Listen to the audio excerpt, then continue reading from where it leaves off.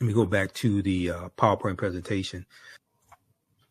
I want to go to this clip here of Dr. David Imhotep, and I showed this in class. This is from, I think this is about 2011. Dr. David Imhotep was on he was interviewed by WKRP in Cincinnati. Okay, so we deal with, a lot of you have seen the interviews I've done over the past few years with Dr. David Imhotep, who wrote the book, The First Americans Where Africans Documented Evidence, and his follow-up book, The First Americans Where Africans Revised and Expanded. We know he became an ancestor in late 2023. But his book deals with 713 footnotes. Is backed up by 7 peer-reviewed articles. And on page 14 of his book, he talks about how evidence of an African presence 51,700 years ago in a campsite in Allendale County, South Carolina, was discovered by Dr. Albert Goodyear, who's an archaeologist at the University of South Carolina. They found 13 different types of evidence that thoroughly document an African presence in the land we call the United States of America, going back at least 51,700 years ago. So they found artifacts, architecture, campsites, carvings, Egyptian writings, footprints in lava, genetic M174D haploid groups dealing with DNA and genetics, linguistics, paintings, skulls, skeletons, structures, and tools. They found 13 different types of evidence thoroughly documented in African presence. This right here is a picture of Dr. Albert Goodyear. This is an article that came out 20 years ago, November 18th, 2004, from ScienceDaily.com, ScienceDaily.com.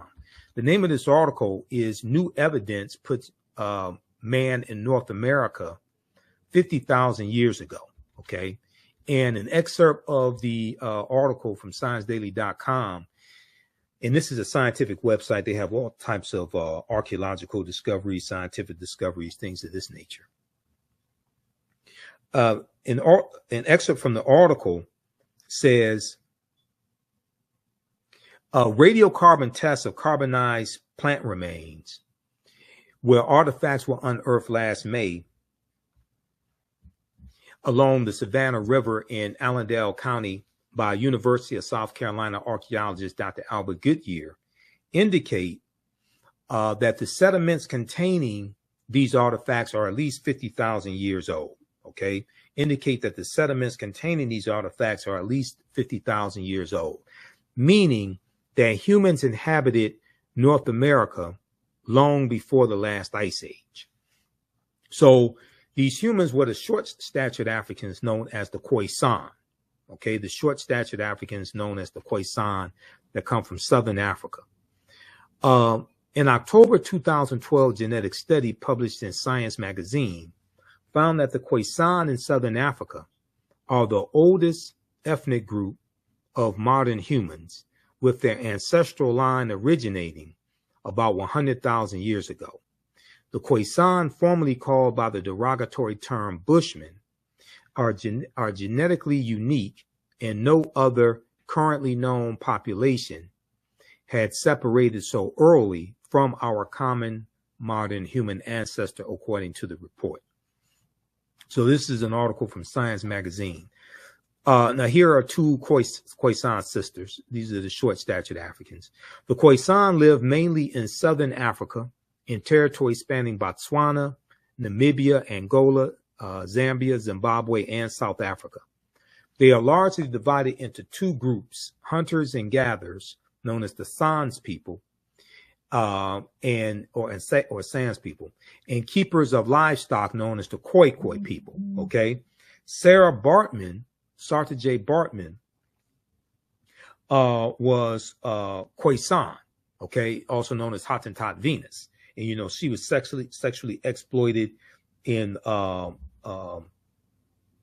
England in the 19th century.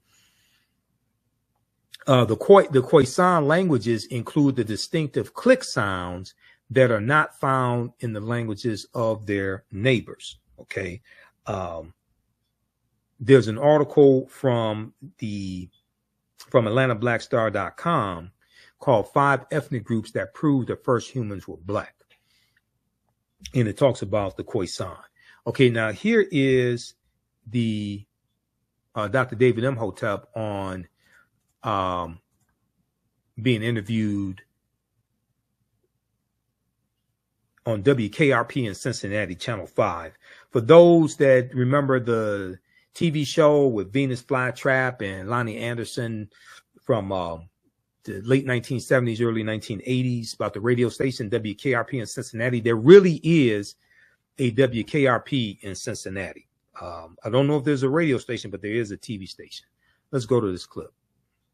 Wow, and we should say, we have a picture of the book too. It's The First Americans Were Africans, and we were talking about Dr. Ivan Van Sertima because I remember back in the 1980s, my dad took me to hear him. He came here to Cincinnati, and his book was They Came Before Columbus, and he talked about how Africans were here. He had a lot of, great research information, and so it was just kind of eye-opening.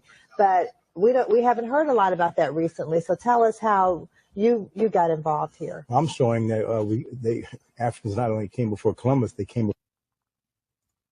Wow, and we should say, we have a picture of the book too. It's The First Americans Were Africans, and we were talking about Dr. Ivan Van Sertima because I remember back in the 1980s, my dad took me to hear him. He came here to Cincinnati, and his book was They Came Before Columbus, and he talked about how Africans were here. He had a lot of, great research information, and so it was just kind of eye-opening. But we haven't heard a lot about that recently. So tell us how you got involved here. I'm showing that Africans not only came before Columbus, they came before the Indians.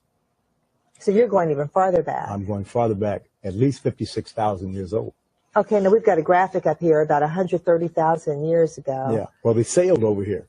And when I lecture, people say, well, wait a minute, humans weren't sailing, let alone they weren't boating 130,000 years ago. And I beg to differ. Last year, New York Times quoted the BBC, and they wrote an article on how in Crete they have found a stone industry of stone tools dating back to at least 130,000 years. And Crete has been an island in the middle of the Mediterranean for 5 million years. So they had to sail, and it was a continuous civilization, which means they were going back and forth. They knew how to navigate. So if they got to Crete 130,000 years ago, it's easy 70,000 years later that they could make it to the Americas at 56,000 years ago. Right.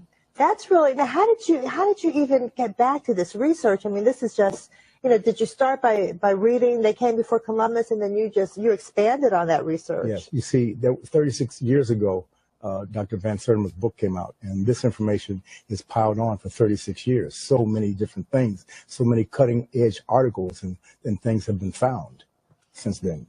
Yeah, and what's the reaction you get when you talk about how Africans came here even before Native Americans? People are amazed. They're shocked. They're shocked. First come shocks, and then they're smiling, and some frown, of course. And then, and what about the school systems? Because, have we gotten this information to the educational system? Not yet. The book has only been out for a month and a half.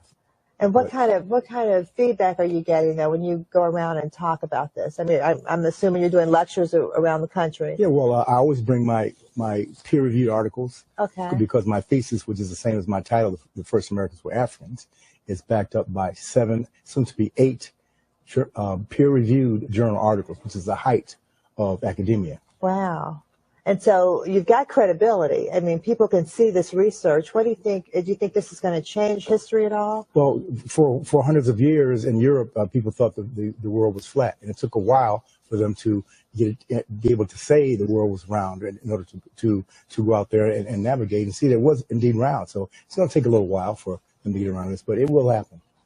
And so what part of Africa were the Africans from who came to Brazil? Well, the DNA, the Genome Project found that the earliest ones, the ones that they found in Tierra del Fuego, in the very tip of South America in 1874, 1876, were the short Africans, the Khoisan, who spoke with clicks like that. The gods must be crazy that a movie on Yeah, that. I remember that. Yeah. Yes. So they have About the Coca-Cola bottle that fell in. Yeah. Yes. They have the oldest DNA and the oldest language on the planet, and they were all over.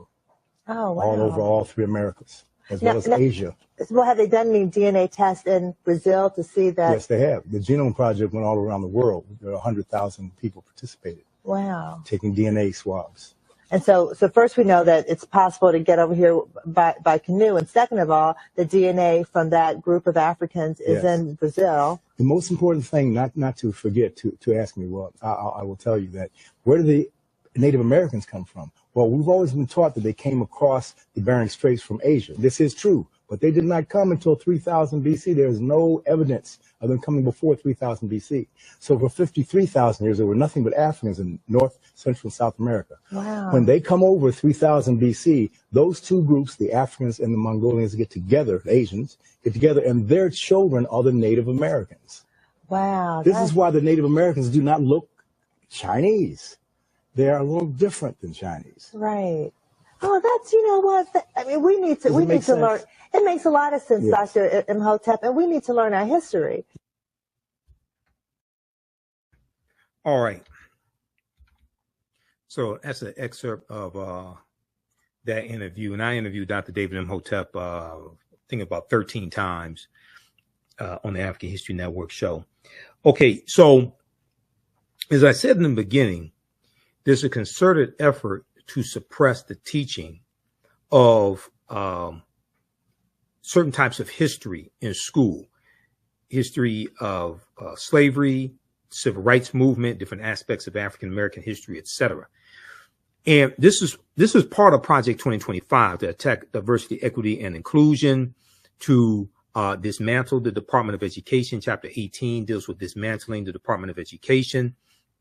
I've actually been on some panels recently talking about Project 2025. Did you know that the Washington Monument is based upon an ancient African structure called a tekken that comes from the mythology of Asar, Arset, and Heru, who the Greeks called Osiris, Isis, and Horus? Did you know that the panther deity Bast in the movie Black Panther and Wakanda Forever comes from an ancient African deity, a neter in ancient Egypt, ancient Kemet, called Bastet? Did you know that there were 17 pyramids found buried underneath Egypt around 2011? Also, the city of Memphis, Tennessee. What's the relationship between Memphis, Tennessee and Memphis in ancient Egypt? I'm historian and national political commentator Michael Imhotep. Be sure to register for my new 12-week online history course, Ancient Kemet, the Moors, and the Ma'afa, Understanding the Transatlantic Slave Trade, what they didn't teach you in school. Kemet is one of the original names for Egypt. We deal with thousands of years of history and what leads up to the transatlantic slave trade taking place. Did you know that the word Wakanda is a real word? We find it in the Key Congo language, which is a Bantu language, but we also find it in the Omaha Ponca and Sioux Indian Native American languages. My class starts up Saturday, March 1st, 2025, 4 p.m. Eastern Standard Time. This is a 12-week online history course. We do the sessions live. All the sessions are archived and recorded. We do with thousands of years of history and what leads up to the transatlantic slave trade taking place. When we talk about the transatlantic slave trade, we can't start our studying of the history in 1619 in Hampton, Virginia, or in Jamestown. We can't start in 1441 with the transatlantic slave trade, starting with the Portuguese. We have to deal with thousands of years of history that leads up to the transatlantic slave trade taking place. We'll deal with the 800-year occupation of Europe by the Africans known as the Moors, who take the teachings from the Nile Valley region of Africa into Europe, and this is what brings Europe out of the Dark Ages. We'll talk about ancient African empires, whether we deal with ancient Nubia, whether we deal with Kush, Kemet, Mali, Songhai, Ghana. This is a 12-week online history course. We deal with 80 to 100 articles.